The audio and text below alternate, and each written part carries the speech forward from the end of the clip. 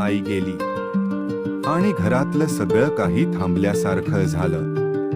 पण सर्वात जास्त शांत झाला होता बाबा. हॉल, सकाळची वेळ. बाबा गप्प बसले. समोर रिकामी चहाची कपं. आईचे फोटो आणि त्या मागचं गोड स्मित आठवतंय. बाबा मनात, ती दररोज उठून चहा करायची आणि माझ्यासमोर ठेवायची. चहा थोडा कमी गोड पण तिच्या हातचा असायचा.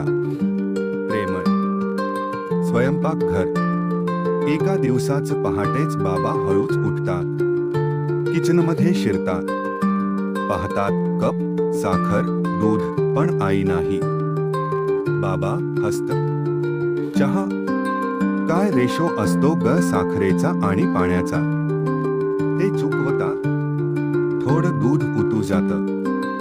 गॅस बंद करायला विसरतात. मुलगा उठतो, दरवाजाजवळ उभा असतो.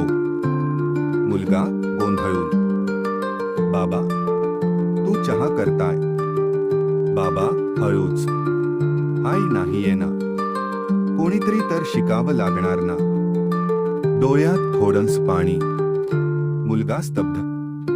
टेबलावर बसलेले बाबा चहा ठेवतात. चहा थोडा उकळलेला पण प्रेमाचा सुगंध त्यात आहे. मुलगा चव घे.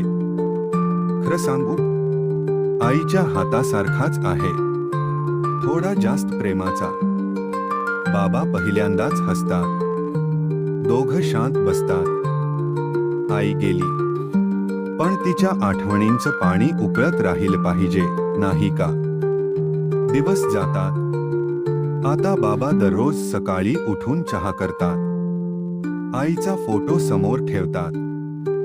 तिच्या हातचा चहा नाही राहिला, पण तिचं प्रेम अजूनही रोज उकळतोय मी.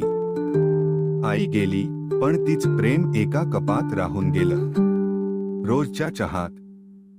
नवनवीन गोष्टीसाठी आजच चॅनेलला लाईक करा, शेअर करा आणि सबस्क्राईब करा कथा जीवनाच्या या आपल्या चॅनेलला.